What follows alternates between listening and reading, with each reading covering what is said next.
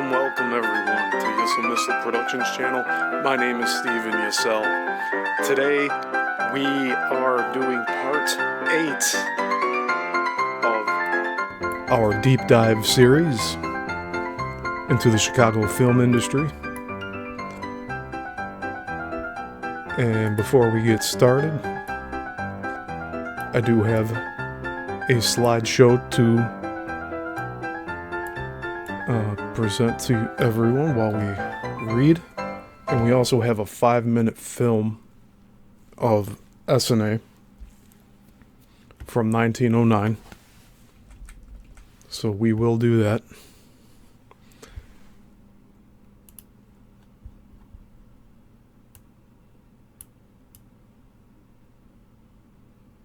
So I'm going to be right here, this tiny screen here. But we will be reading from chapter 8 today.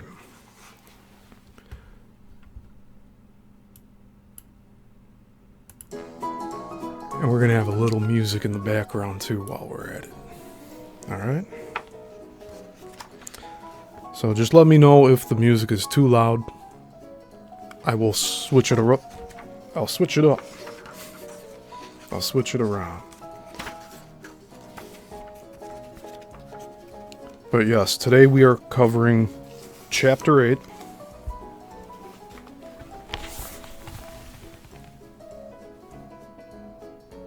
The Golden Age of Essanay from Flickering Empire. How Chicago Invented the U.S. film industry. And this is by Michael Glover Smith and Adam Selzer.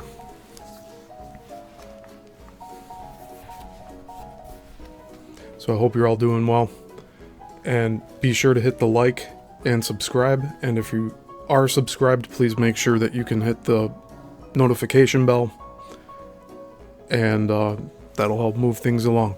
Super chats are also open, so any of that is very much appreciated. So let's get started, shall we? Chapter 8. The Golden Age of Essanay. Following its first big success with An Awful Skate in July 1907, Essanay Studios produced more than a dozen additional shorts before the end of that year. Of these films, all of which are now lost. The catalog descriptions and the titles themselves, like Mr. Inquisitive, Where Is My Hair, and The Dancing Nig, suggest that most were comedies that were directed by Gilbert M. Anderson. And I believe the short that we have to present today is also by George. And that one is titled The Haunted Lounge, and it's from 1909 under Essanay Studios. So we'll be getting to that at the end of this chapter, once I'm done reading.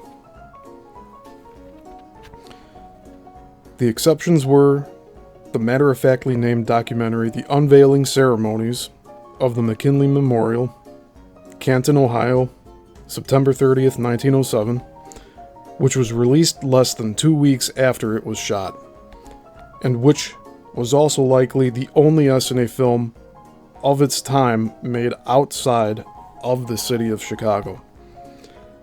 And the penultimate Essanay production of the year, the poignant drama A Christmas Adoption, which was released on December 20th.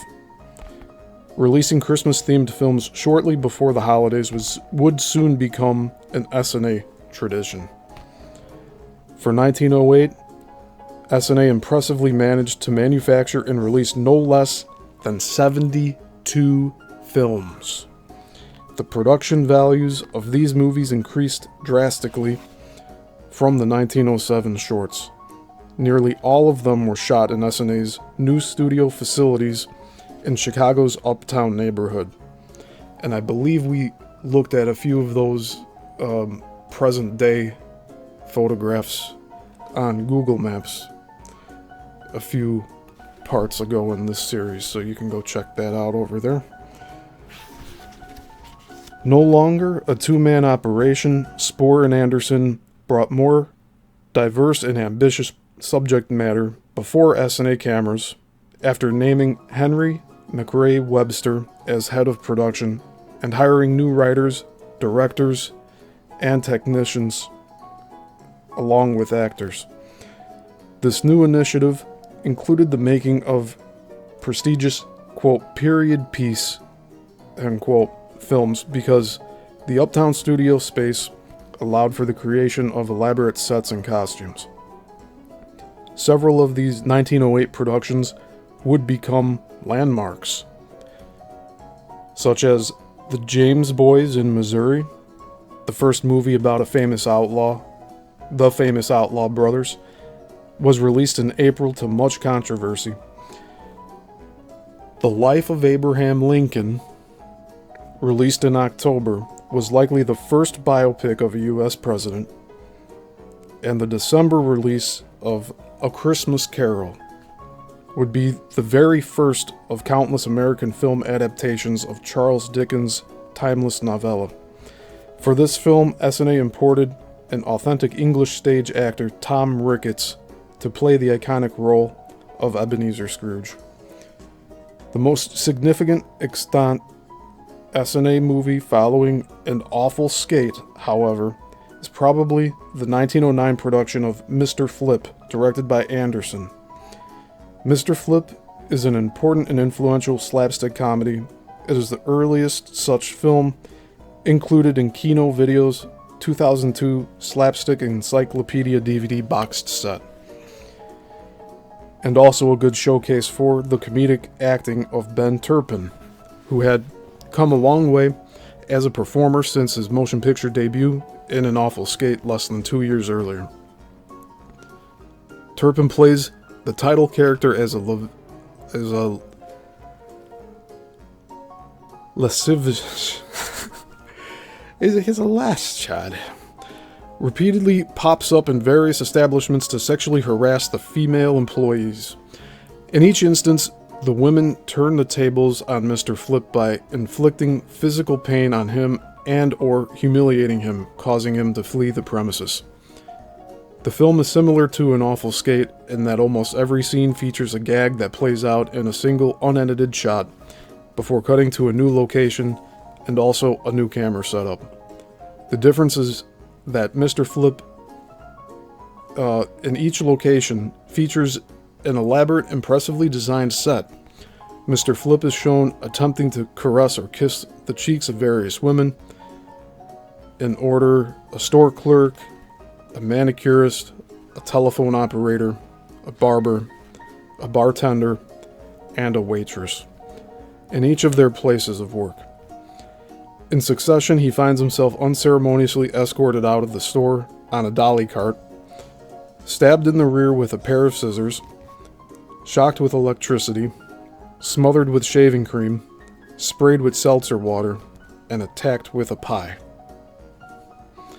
Aside from the intriguing way the plot opens itself up to a feminist reading, not only because the female victims flip the script on their harasser, but also because the ensemble cast of women portrayed as working diverse jobs 11 years before they had the right to vote. This movie is probably the most noteworthy today for its final scene in which a woman working behind the counter of a diner responds to Mr. Flip's advances by smashing a pie in his face. The scene is believed to be the first time the famous pie in the face gag was depicted in a film comedy. That's a very significant piece of history there. In 1909, the language of cinema had not yet evolved to the point where directors were routinely cutting to close-ups of actors' faces during the emotional high points of a scene. D.W. Griffith's innovative use of extensive close-ups in The Lonedale Operator was still 2 years away. The one close-up in Mr. Flip is an insert shot of a woman sticking a tiny pair of scissors through the bottom of a wicker chair, a detail that would have gone unnoticed in the longer shots that otherwise characterize the movie. Still, in spite of the dearth of close-ups, which makes impossible to clearly see Ben Turpin's famously crossed eyes, the comedian's performance nonetheless manages to be effective. Though the movie is lighthearted, Mr. Flip's nervous, jittery energy and his inability to keep his hands off the female characters make him truly annoying and thus fully deserving of the comeuppance he receives at the end of every scene. Interestingly, Mr. Flip's costume contains elements that would become part of the iconic looks of future screen comedians. His thick, obviously fake mustache predates Groucho Marx's famous grease paint mustache by many years, though both mustaches can be said to have a common root in vaudeville. And his flat-topped straw hat is uncannily similar to the one that would become forever identified with Buster Keaton in the 1920s.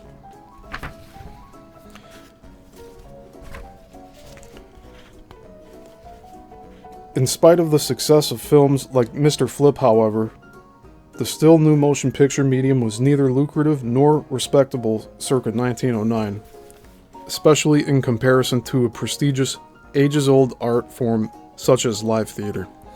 Anyone who worked for Essanay in the early years, in front or behind the camera, would have to perform multiple jobs for the company. Ben Turpin, for instance, may have graduated from janitor to leading man and become Essanay's first star in the process, but he still had to do double duty as the company's props manager in order to make ends meet. George Spohr would later tell a story about spying on Turpin as he took a bouquet of flowers from a film set at the end of the day shoot and stole out with it across the back lot of the Argyle Street studio. Initially suspicious of the comedian/property manager's behavior, Spohr became deeply moved as he witnessed Turpin crawl beneath the barbed wire fence of the cemetery adjacent to the studio and place the flowers on a grave. Spohr confronted the comedian at the back door of the studio. Quote, "Ben, I just saw you do a beautiful thing, a thing that moved me more than I can say. From now on, whenever we have any flowers left over from the scenes, I want you to put them on a grave." Unquote. Quote, "Gee, boss," unquote, Turpin allegedly replied. Quote, "That's where I got him from," unquote. So that's just, I think, speculation on what the conversation would have been like. In June 1909, less than a month after the release of Mr. Flip, Moving Picture World declared Essanay to be the, quote, "house of comedy hits," end quote. In spite of his success with comedy, however, Gilbert Anderson, as both director and actor, would soon shift his attentions to the Western genre almost exclusively. Anderson's first Essanay Western, The James Boys in Missouri, shot in Chicago and Scottsdale, Michigan, created a firestorm of controversy for being sympathetic to the title Outlaws, and thus inaugurating a debate that still rages to this day about whether or not movies glorify the exploits of criminals. I'd say they do. It received mostly positive critical notices and was a big box office success for Essanay in 1908, while simultaneously it was also banned in several U.S. cities, including, ironically, Chicago. The experience of making The James Boys in Missouri whetted Anderson's appetite for making more westerns, however, which he began shooting on location regularly throughout the southwestern United States, such as Texas, Colorado, and California, in late 1909 and into 1910. During one such trip, Anderson created his, quote, Bronco Billy, end quote, persona, a cowboy character he would embody as an actor in literally hundreds of films over the next several years. Although Anderson had long advanced the importance of location shooting for westerns, including during his short stint for Selig Polyscope a few years earlier, his very first Bronco Billy movie, 1910's Bronco Billy's Redemption, was still partially shot in Chicago, with additional location work being done in El Paso, Texas.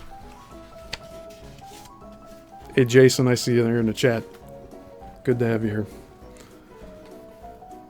It has been estimated that an astonishing 21% of American films in 1910 were westerns. Essanay, like Selig Polyscope, was therefore justifiably proud of the authenticity of its, quote, horse operas, end quote, especially in an era when shooting on location in the Southwest meant transporting cast, crew, and equipment over great distances in order to obtain convincing results. Westerns shot in locations as far away as New Jersey or Paris were increasingly attacked by film critics of the time for their inauthentic scenery.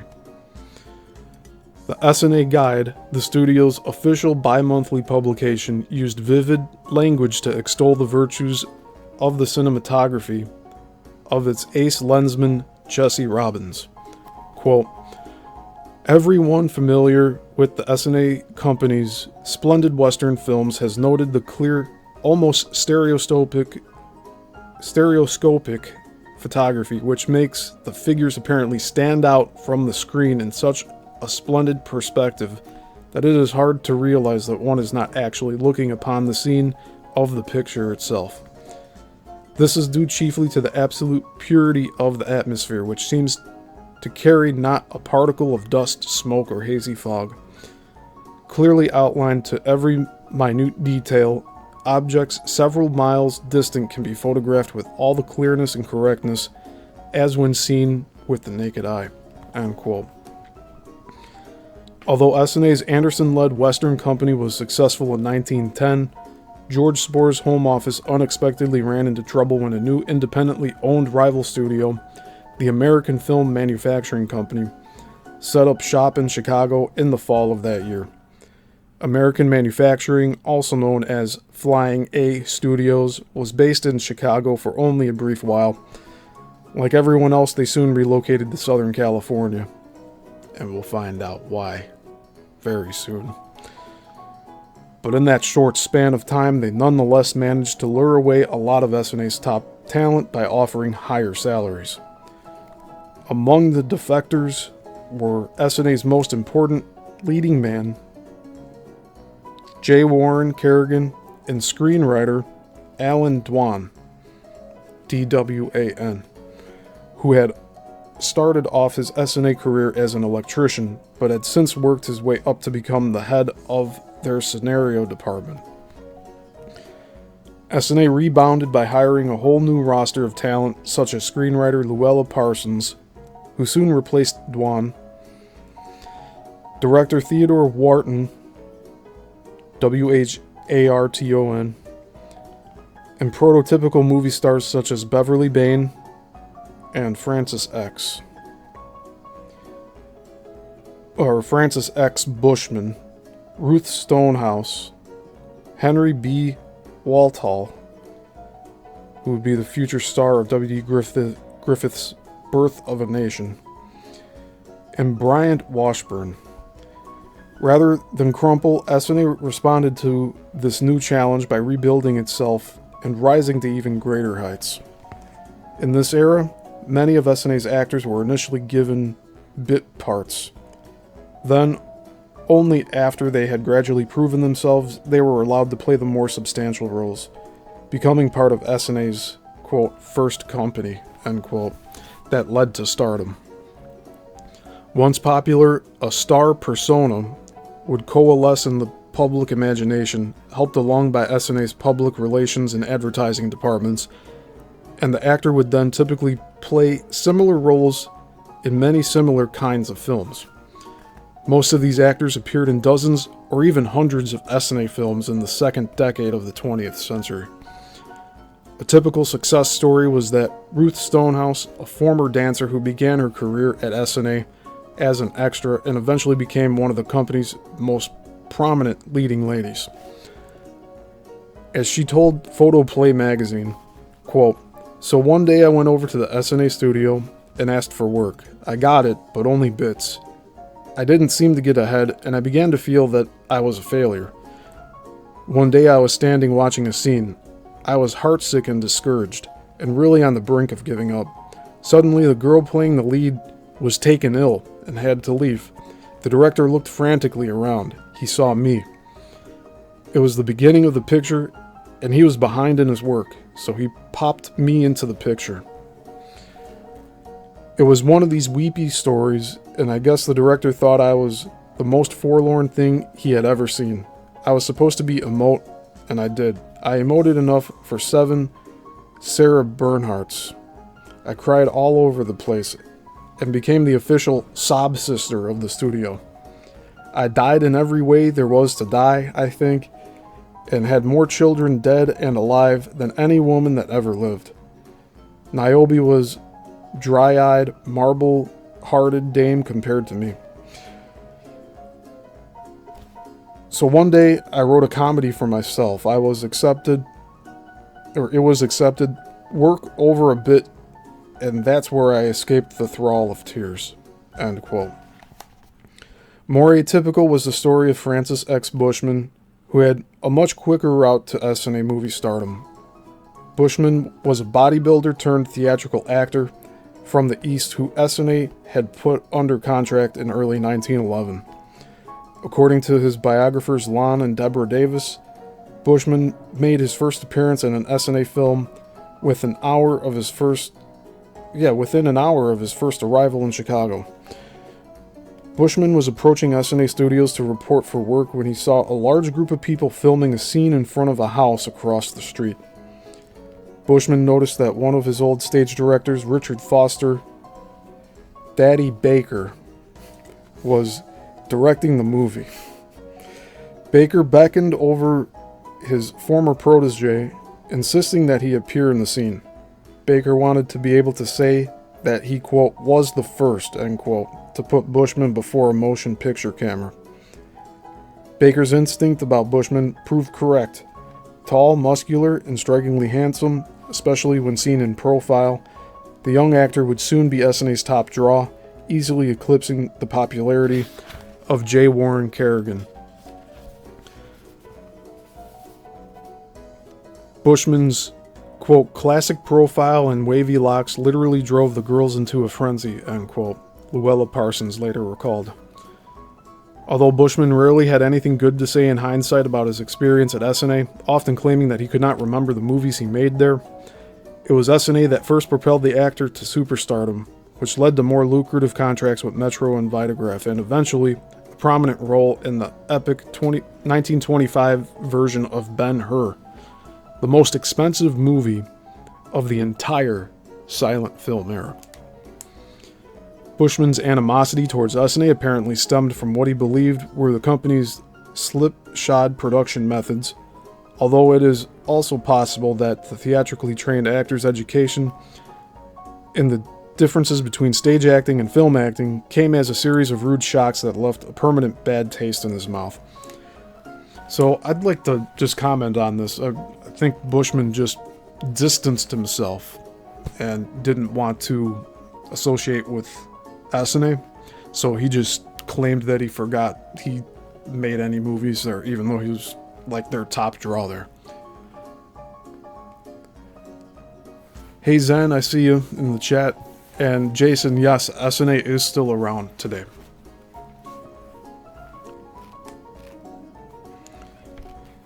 Bushman later recalled that while he was chatting with George Spore in the Essanay offices on his first day of work, Henry McRae Webster, who had been assigned to direct the actor's first movie, arrived and immediately began barking orders.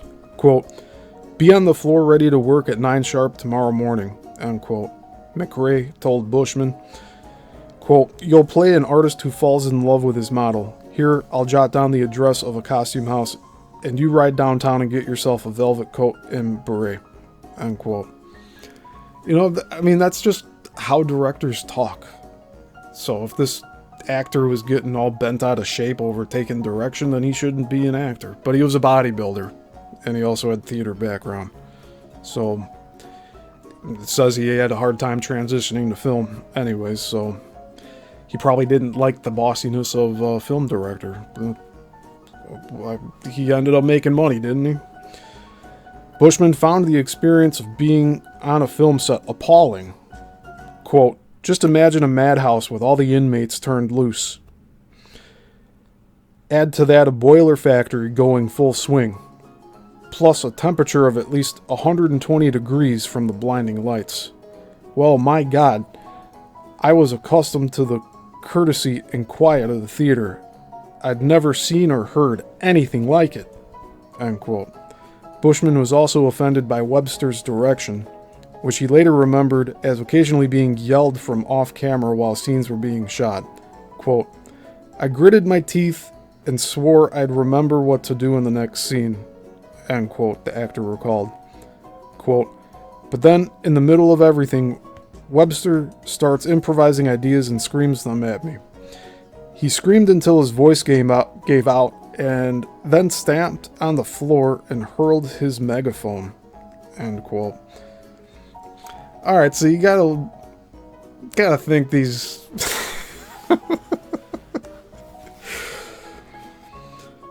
Okay, I want to say like the 120 degrees being inside a film studio with those lights would be really taxing on anybody.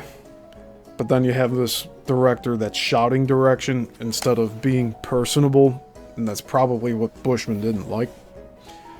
But this was a different time. They were just starting to put all this stuff together, and they were making longer format films. So being chaotic on set, I think, was just a part of the trade until they figured out better ways to do things. Bushman later claimed to have been so horrified upon viewing his first one-reeler, His Friend's Wife, that's the title of it, that he offered Spoor money to burn the negative. And you see, this, I think, is how we had lost a lot of these films. We got one account here of an actor, offering to pay to burn all the copies of a particular film. Imagine how many other instances there are of that. We got a footnote here. These improvisational directorial methods, however, were not unique to Webster, E. Mason, Lightning Hopper, I'm sorry. Let me reread that. These improvisational directorial methods, however, were not unique to Webster. E. Mason Lightning Hopper was a comedy director at Essanay who earned his nickname in his vaudeville days when he would create comedy sketches from scratch right in front of a live audience. Also nicknamed the Nebraska Cyclone, Hopper would scream himself hoarse, trying to get people to be funny, hollering, quote, "Kick him! Sit on his head!" unquote, as a group of extras piled on top of a star. Yeah, you see, you don't want to mistreat your actors like that, because you can really lose them fast if you're abusing them like that. Bushman later claimed to have been so horrified upon viewing his first one-reeler, His Friend's Wife, that he offered Spoor money to burn the negative. Spoor's incredulous reply was allegedly, quote, "Burn it? Why, that's the best picture Essanay has ever made," end quote. So Spoor was just absolutely shocked by Bushman asking it to be destroyed. Bushman was relieved when Spoor assigned Daddy Baker to direct the actor's next film. In all, Bushman appeared in more than 100 Essanay movies between 1911 and 1915, almost always playing the romantic leading man. And he claims he doesn't remember any of them. Now, this guy was trying to distance himself from the company later in life. Although Bushman was already married and the father of 5 children at the time he appeared in His Friend's Wife, Essanay's public relations department kept this information under wraps for years, fearing that it would hurt the star's image. And you know, I can kind of understand that. You have a movie star that all of these girls are fawning over. You don't want to give the impression that they're not single, I guess. And at this time, it's like, it's a money-making strategy, so keeping under wraps that you're married and have 5 kids would be beneficial to any of these movie stars because they have so much exposure and they're being seen by so many people. It kind of makes sense to me, but it is a weird practice looking at it today. But you know, if you look at some of like other stuff today, like take pro wrestling for example, they don't say on screen who they're actually married to, and they use different names on screen. And so these, I mean, it's the same thing here in this era in the 1910s. You have actors that are most likely using stage names, like this other dude. I mean, he's calling himself Daddy here. Daddy Baker. So you have just an obligation to try to make this business money. And some people have different thresholds that, or different morals that they're willing to break. I don't know. But it's not something that I would consider today. Because it really, I mean, it doesn't matter at this point. With as much widespread distribution that we can have in the digital era, it's a lot different. Alright, continuing on. Although Bushman was already married and the father of 5 children at the time he appeared in His Friend's Wife, Essanay's public relations department kept this information under wraps for years, fearing that it would hurt the star's image. As Luella Parsons wrote in her 1944 memoir, The Gay Illiterate, quote, Spohr nearly went out of his mind, keeping the fact from the palpitating fans that his Adonis had begat 5 offspring, and it was a hush-hush job that required a bit of doing, believe me, end quote. Spohr's ploy worked, perhaps too well. Bushman received thousands of marriage proposals from adoring female fans. See, that's exactly what I was assuming. The star's fan mail became so voluminous that Essanay eventually hired 3 secretaries to forge flirtatious responses. Man, this was a grift that just kept on going. According to legend, one young woman was so determined to marry Bushman that she showed up at the Argyle Street studio in a wedding dress.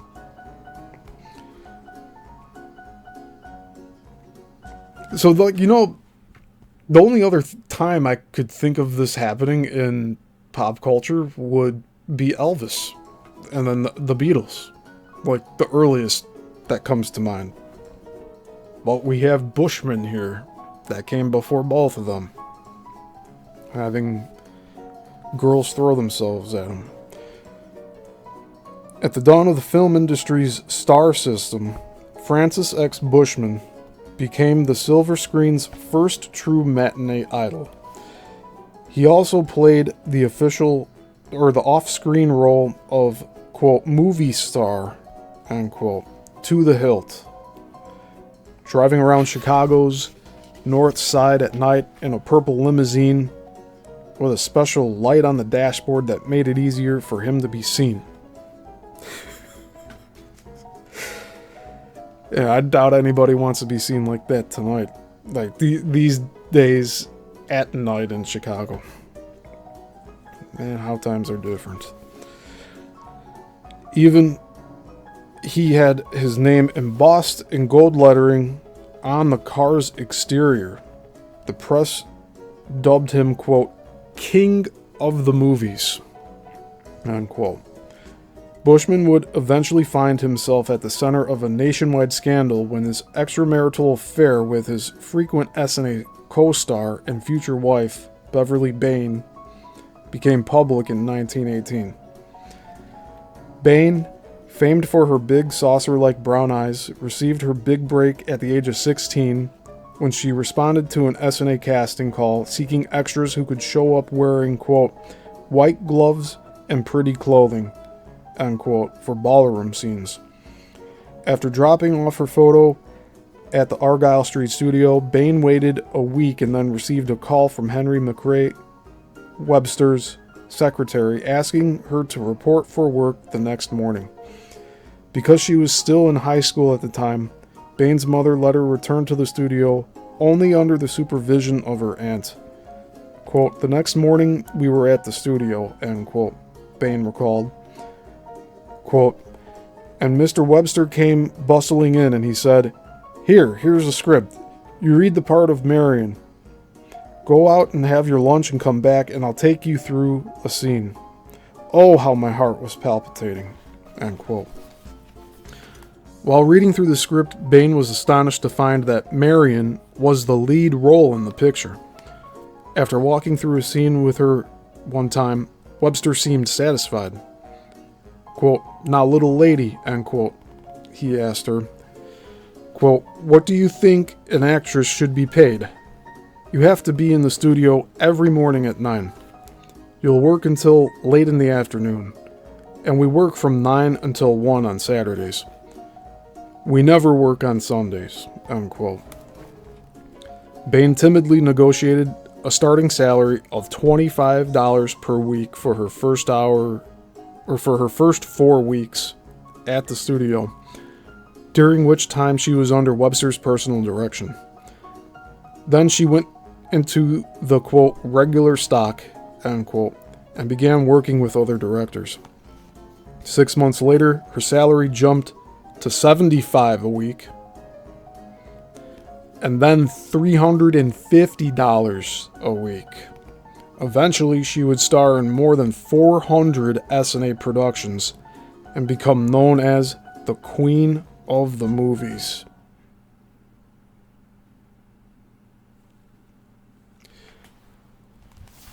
So I was going to save the photos for the end, but I'll give you a short glimpse here. We'll look at them at the end. But that's Beverly there. Beverly Bain. Started at $25 a week and got up to $350 a week. What a powerhouse. And that's in the 1910s, mind you. In 1912, Essanay's increased output of Western films led Spohr and Anderson to establish a second base in Niles, California. I kid you not, this town is called Niles, California. Niles. And I'm here in Niles, Illinois, which is on the border of Chicago. Niles, California is a small town 40 miles south of San Francisco. After that, Niles was naturally where Bronco Billy spent most of his time living and working, as he continued to churn out westerns while Spohr and Henry McRae Webster oversaw the productions of, quote, parlor comedies, unquote, and dramatic movies back in Chicago. The most important surviving Chicago-shot Essanay film of this time, and arguably the masterpiece of all of its extant movies, is From the Submerged, a drama released in November 1912 that was written and directed by Theodore Wharton and starred the beautiful Ruth Stonehouse. Theodore Wharton had begun his career as a director for Pathé Frères in 1910 and had the reputation of being something of an innovator. He was one of the new directors that Essanay had hired following the exodus of their talent to the American Film Manufacturing Company. Wharton's 1912 Essanay production of Sunshine, now lost, made a big impression on critics for its creative use of superimpositions. One scene featured a character making a confession to a priest, while the story of his confession appeared as an image within the same frame as the shot of the man telling the story. A similarly visually flamboyant device also serves as the emotional climax to From the Submerged, a movie that more than lives up to its evocative and poetic title. From the Submerged tells the story of a young homeless man, Charlie, played by E.H. Calvert, who is prevented from committing suicide in a public park by a complete stranger, a young woman, Stonehouse, who reminds him by pointing to the heavens that God still loves him. In a melodramatic plot twist, Charlie soon inherits a fortune and, flash forwarding to 2 years later, becomes engaged to a wealthy socialite. With several of their affluent friends, the couple attends a slumming party where they visit a bread line that offers handouts to the homeless. Feeling guilty, Charlie confesses his destitute past to his fiancée, who laughs and says, quote, "How funny," end quote. The only line of dialogue in the film represented by a title card. Realizing her shallowness, Charlie decides to break off the engagement. Remembering the woman who saved his life, he then dons his former shabby attire and returns to the public park where he had almost killed himself 2 years earlier. There, Charlie encounters the same woman from the beginning of the film, and reminds her of their previous encounter. After a quickie wedding, he takes her to his lavish home where she realizes for the first time that her husband is actually a wealthy man. Although the plot of From the Submerged is similar to that of the contrived Victorian-style melodramas common to the era, a lot of narrative twists and turns are crammed into a running time of less than 10 minutes. The film is nevertheless sensitively directed and extremely well acted. It also offers more psychological and emotional complexity than what one typically finds in a movie from 1912. One impressive scene, for instance, has Charlie ripping up a photograph of his fiancée, a way to indicate the end of their engagement through purely visual means. Although this may be, in and of itself, a familiar film image, what really impresses about the moment is the way that Calvert slowly and sadly shakes his head while tearing up the picture. A subtle and exquisite piece of movie acting. It is immediately followed by an even more impressive moment. Charlie slowly starts to nod as he remembers his encounter with the young woman in the park, a flashback shot of which is superimposed above his head. A la Sunshine, to illustrate his thought process. The film's social criticism, the ironic juxtaposition of wealthy and poor characters, the breadline scenes, the musical editing rhythms, and the use of an internally rhyming structure, such as bookending the film with scenes in the same park, all show the obvious influence of W.D. Griffith's groundbreaking A Corner in Wheat from 1909. In turn, the opening scene from The Submerged... I keep on wanting to say from the Submerged. In turn, the opening scene of From the Submerged may have influenced the Estonian-born French director Dmitry Kirsanov, whose avant-garde masterpiece Ménilmontant from 1926 features a nearly identical sequence in which a character is prevented from committing suicide by a stranger in a public park. Perhaps the best way to gauge the film's effectiveness is to compare it to Tempted by Necessity, a Selig Polyscope movie from the same year that also attempts to address social issues such as crime and unemployment. Selig's film, directed by the one Lem B. Parker, is earnest and dull and possesses none of the visual inventiveness from the other short film From the Submerged. The following year, 1913, was when Essanay began to decisively shift the bulk of its motion picture production from Chicago towards its new property in Niles, California. The Selig Polyscope Company had been the first studio to establish a permanent base in Southern California. And in the Edendale district of Los Angeles in 1909, and many other established studios and independents soon tried their luck out west. It was easier there for the independents to get away with using equipment for which they did not possess the necessary Edison licenses, and perhaps more important, the climate and geography were considered more ideal than Chicago for film production. So they ran away to get away from Edison's patents and to use his patented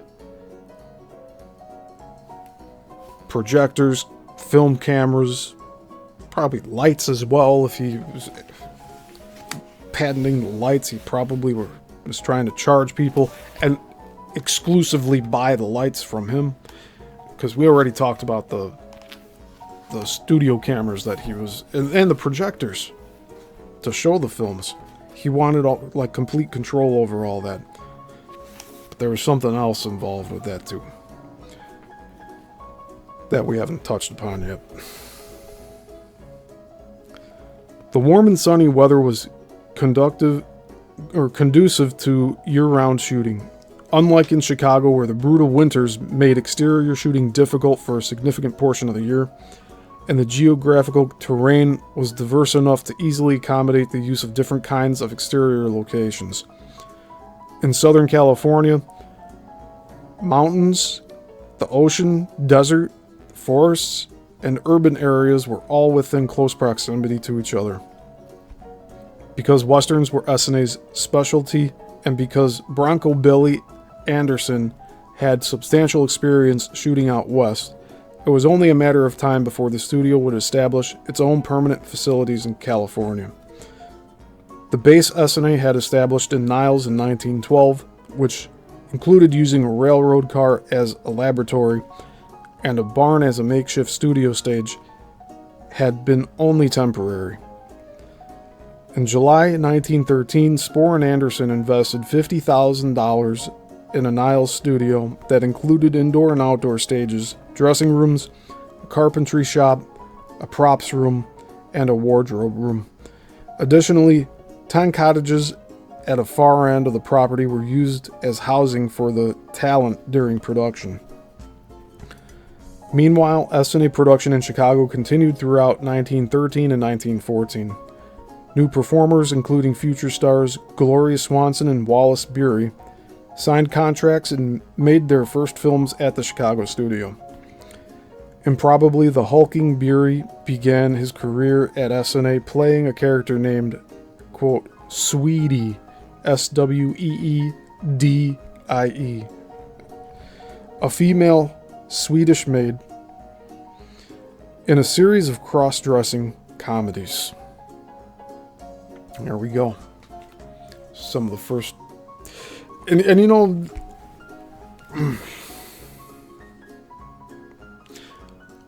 Bronco Billy Anderson, Selig, you know these names. Bronco Billy Anderson has Jewish origin.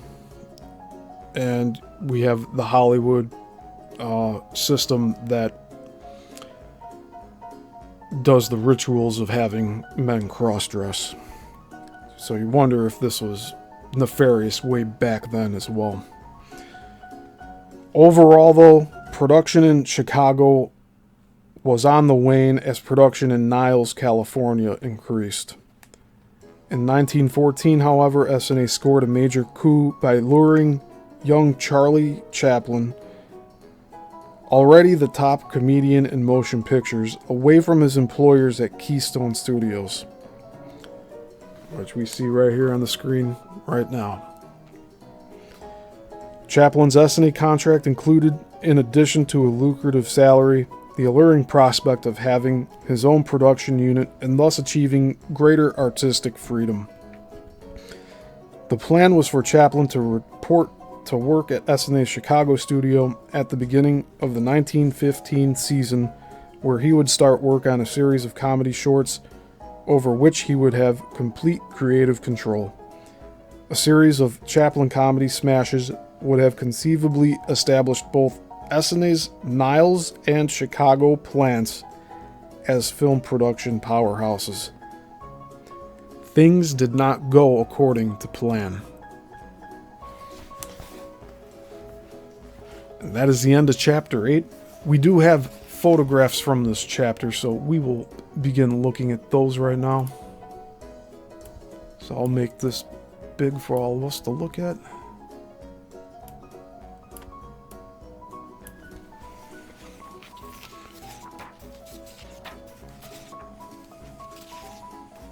Thank you again for being here today, everyone. So on page 90 of chapter 8, we have the exterior of the original Essanay Studios building entrance, erected in 1908, 1 year after the company's formation. And this building is still there, which we looked at it a few weeks ago on the other shows. But that was the front facade, and I do not believe the facade is the same. I don't know if it's in a museum somewhere, but we have it existing here in photographs at least. Next here is 3 stills from Mr. Flip from 1909, directed by Gilbert Anderson, aka Bronco Billy.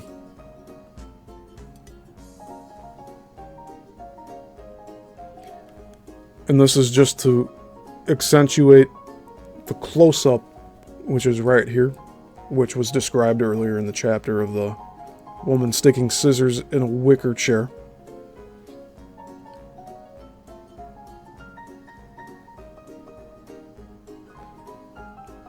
So that was revolutionary for the time. And then there's an undated publicity photo of Francis X. Bushman, courtesy of the Chicago History Museum. So this guy was the heartthrob of the movie business at the time. And he was a former bodybuilder as well, which I think is kind of cool. But he didn't like the bossiness of the film directors, unfortunately. And next we have Beverly Bain in a still from an unidentified film. This is also from courtesy of the Chicago Film or the Chicago History Museum.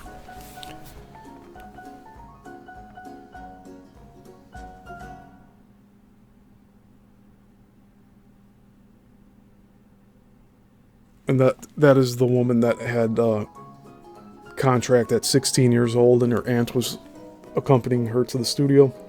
Started making $25 a week. Eventually was making $350 per week.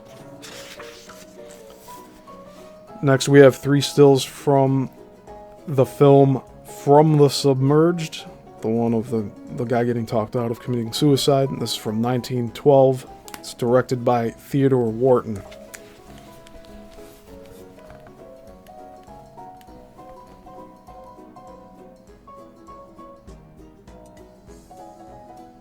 So that's a shot in the park. Yet again, another shot in the park. And I assume that's near the ending of the film, when he takes her home. So that's it from the book for today. I do have the 1909 Essanay film, The Haunted Lounge, and we are going to watch that right now. even with this music playing underneath. And I hope this was a little better format today to keep things interesting. Instead of no music, we have a little bit of music playing. So I had to put my logo as a watermark. But this is the entirety of the short. You could find it on YouTube. It's where I found it. And yeah, it's really not... It's not an issue. I got it from the film... it's called Films by the Year. That's the name of the YouTube channel. But director is Gilbert M. Anderson. The star is Ben Turpin. This was shot in Chicago. So this is on a Chicago street. The north side. And the surrounding neighborhoods too. So I don't know what street this is exactly.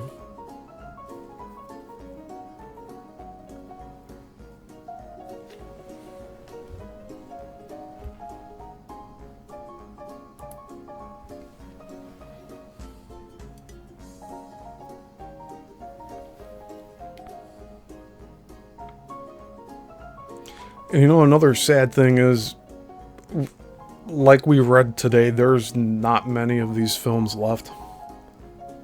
Considering they made 72 films in their first year open, and most of them are gone.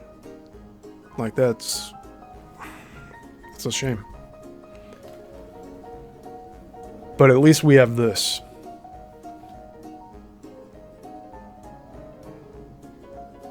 And it gives us a good idea of how film production was running back then. So we have like the wide sets still. We have the exterior shots. A lot of the wide sets I really think came from the vaudeville days, theater, stage plays.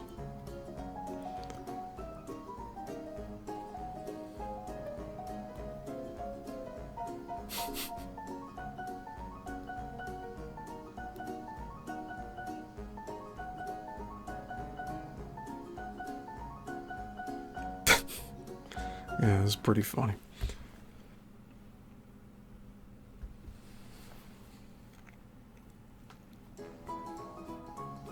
I'm gonna let this play all the way through. It's only 5 minutes long, but this is a little longer than some of the other initial short films that came out. Like we were saying, with Edison, there were 2-minute films generally, or less.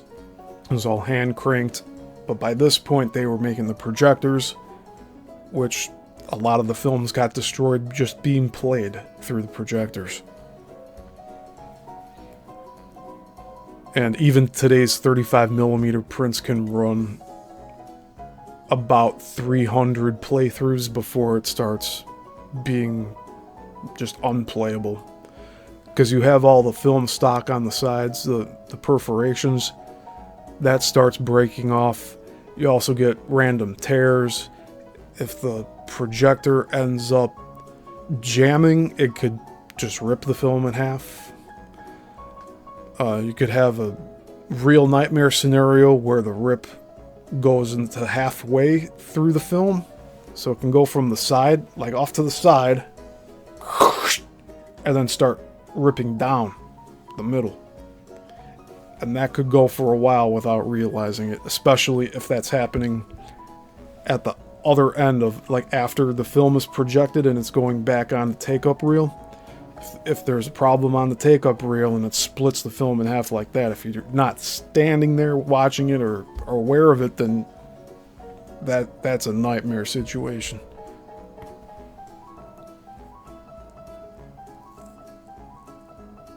But it's good we have this.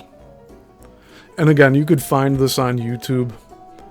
I wanted to show it here so that, like, it enhances this deep dive that we're doing. But you could find it on the YouTube channel Films by the Year. But this is so long out of copyright, it's like not even funny. So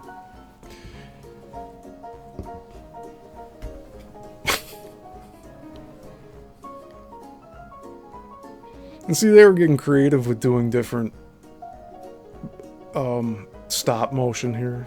And it's getting towards the end of it now. I can see with the sides. You get the little scribbles on the side, and then you see that's the end of the stock. Okay, everyone. So that was it for today. I hope you all enjoyed it. Please like and subscribe. If you are subscribed, please hit the bell notification icon so that you have all the updates whenever I go live. Right now I'm going live 4 days a week. Wednesday, Tuesday, Thursday, Saturday. Or, why did I say Wednesday? Sunday, Tuesday, Thursday, Saturday. I'll eventually be doing Mondays, Wednesdays, and Fridays as well.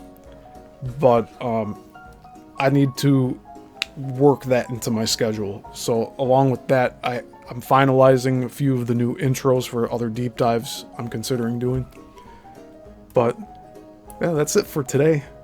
And if you can catch me tomorrow, I'll be doing a general talk about all of these deep dives that I'm doing and also the other projects and different interviews that I'm lining up with some new guests as well as some old. And other than that, we will continue next week on Saturday with Chapter 9. And that will be the Golden Age of Selig Polyscope. So we'll get into his film studio. So, until next time, class dismissed.